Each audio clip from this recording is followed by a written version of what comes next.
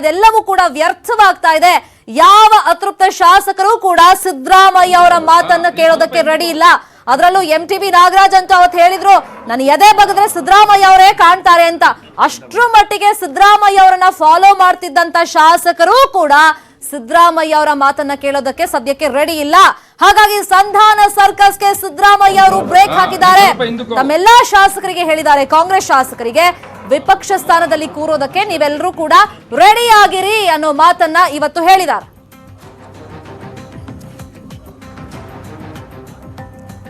ಹಾಗಾದ್ರೆ ಕಾಂಗ್ರೆಸ್ನ ಲೆಕ್ಕಾಚಾರಗಳಿಗೇನು? ಈ ಸರ್ಕಾರ ಬಿದ್ದು ಹೋದ ಮೇಲೆ ಅದರಲ್ಲೂ ಸಿದ್ದರಾಮಯ್ಯ ಅವರು ಶಾಸಕರಿಗೆ ಏನೆಲ್ಲ ಸೂಚನೆ ಕೊಟ್ಟಿದ್ದಾರೆ, ಈ ಬಗ್ಗೆ ಮತ್ತಷ್ಟು ಇನ್ಫಾರ್ಮೇಶನ್ ಕೊಡ್ತಾರೆ. ನ್ಯೂಸ್ ರೂಮ್ ಇಂದ ನೇರ ಸಂಪರ್ಕದಲ್ಲಿ ಜಾಯ್ನ್ ಆಗಿರುವಂತ ನಮ್ಮ political bureau chief Chidanand Patel.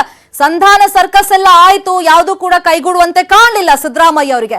Ultimate ಆಗಿ ಈಗ ಶಾಸಕರನ್ನೆಲ್ಲ ಕೂರಿಸಿಕೊಂಡು ನಾವೆಲ್ಲ ವಿಪಕ್ಷ ಸ್ಥಾನದಲ್ಲಿ ಕೂರೋದಕ್ಕೆ ರೆಡಿ ಆಗ್ಬೇಕು ಅಂತ ಸೂಚನೆ ಕೊಟ್ಟಿದ್ದಾರೆ. ಹಾಗಾದ್ರೆ ಕಾಂಗ್ರೆಸ್ನ ಲೆಕ್ಕಾಚಾರಗಳಿಗೆ ಏನೇನು? ಶರ್ಮಿತಾ ಶೆಟ್ಟಿ, ಸರ್ಕಾರ ಬೀಳೋದು ಪಕ್ಕ ಆದ ಮೇಲೆ ಇದೀಗ ಕಾಂಗ್ರೆಸ್ನ ಎಲ್ಲಾ ನಾಯಕರು ಕೈ ಚೆಲ್ಲಿ ಕುಳಿತಿದ್ದಾರೆ. ಇದರ ಬೆನ್ನಲ್ಲೇ ಇದೀಗ ಮಾಜಿ ಸಿಎಂ ಸಿದ್ದರಾಮಯ್ಯ ತಾಜ್ ವಿವಾಂತ ಐಷಾರಾಮಿ ಹೋಟೆಲ್ನಲ್ಲಿ ತಮ್ಮ ಕಾಂಗ್ರೆಸ್ ಶಾಸಕರ ಜೊತೆ ಸಮಾಲೋಚನೆ ನಡೆಸಿದ್ದಾರೆ.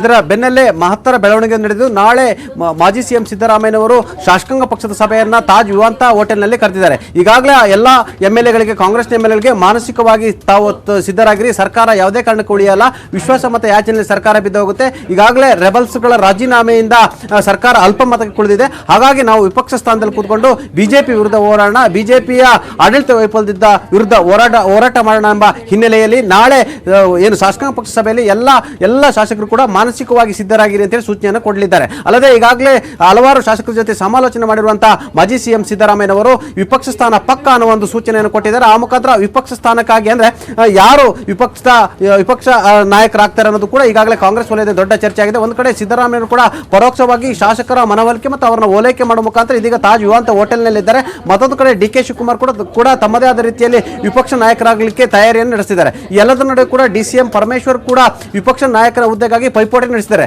ಇದರ ಮಧ್ಯೆ ಇದೀಗ ವಿಪಕ್ಷ ಸ್ಥಾನದಲ್ಲಿ ಕೂರಲಿಕ್ಕೆ ಎಲ್ಲರೂ ಕೂಡ ತಯಾರಾಗಿ ಅಂತೇಳಿ ಕಾಂಗ್ರೆಸ್ ಎಲ್ಲ ಶಾಸಕರಿಗೆ ಮಾಜಿ ಸಿಎಂ ಸಿದ್ದರಾಮಯ್ಯ ಸೂಚನೆಯನ್ನು ಕೊಟ್ಟಿದ್ದಾರೆ. ಶರ್ಮಿತಾ ಶೆಟ್ಟಿ.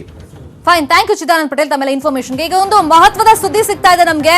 ಬೆಂಗಳೂರಿಗೆ ಕೆಸಿ ವೇಣುಗೋಪಾಲ್ ಅವರ ಆಗಮನ ಆಗಿದೆ.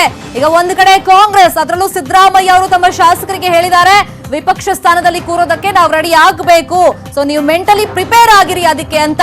ಸೊ ಎಲ್ಲ ಬೆಳವಣಿಗೆಗಳನ್ನ ಗಮನಿಸುತ್ತಿದ್ದಂತ ಕೆಸಿ ವೇಣುಗೋಪಾಲ್ ಅವರು ಬೆಂಗಳೂರಿಗೆ ಆಗಮಿಸಿದ್ದಾರೆ. ಹಾಗಾದ್ರೆ ಅವರು ಬಂದ ಮೇಲೆ ಯಾವ ರೀತಿ ಬೆಳವಣಿಗೆಗಳು ಆಗುತ್ತೆ ಅನ್ನೋದನ್ನ ನೋಡ್ಬೇಕು. ಯಾಕಂದ್ರೆ ಸಿದ್ದರಾಮಯ್ಯ ಅವರೇ ಇದೀಗ ಸಂಧಾನದ ಒಂದು ಏನು ಸರ್ಕಸ್ ಎಲ್ಲ ನಡೀತಾ ಇತ್ತು, ಹರಸಾಹಸಗಳೆಲ್ಲ ನಡೀತಾ ಇತ್ತು, ಅದಕ್ಕೆ ಬ್ರೇಕ್ ಹಾಕಿದ್ದಾರೆ. ಸೊ ಯಾವಾಗ ಗೊತ್ತಾಯ್ತು ಅತೃಪ್ತ ಶಾಸಕರು ನಮ್ಮ ಮಾತು ಕೇಳಲ್ಲ, ನಮ್ ಕೈಗೆ ಸಿಗ್ತಾ ಇಲ್ಲ ಅಂತ, ಜೊತೆಗೆ ಈಗ ಬಹುಮತವನ್ನ ಸಾಬೀತು ಪಡಿಸಲೇಬೇಕು ಕುಮಾರಸ್ವಾಮಿ ಅವರು ಸದನದಲ್ಲಿ, ಯಾಕಂದ್ರೆ ಅವರೇ ಹೇಳ್ಬಿಟ್ಟಿದ್ದಾರೆ ನಾಳೆನೇ ಮಾಡಿ ಅಂತ ಬಿಜೆಪಿ ಅವರು ಪಟ್ಟಿಟ್ಟು ಕುತ್ಕೋತಾರೆ, ಅದು ಸಾಧ್ಯವಾಗೋದಿಲ್ಲ. ಅಲ್ಲಿಗೆ ಸರ್ಕಾರ ಬಿದ್ದು ಹೋಗುತ್ತೆ. ನಾವು ವಿಪಕ್ಷ ಸ್ಥಾನದಲ್ಲಿ ಕೂರೋದಕ್ಕೆ ರೆಡಿ ಆಗಿರ್ಬೇಕು ಅಂತ ಶಾಸಕರಿಗೆ ಈಗ ಮೆಂಟಲಿ ಪ್ರಿಪೇರ್ ಆಗಿರಿ ಅಂತ ಹೇಳಿದ್ದಾರೆ.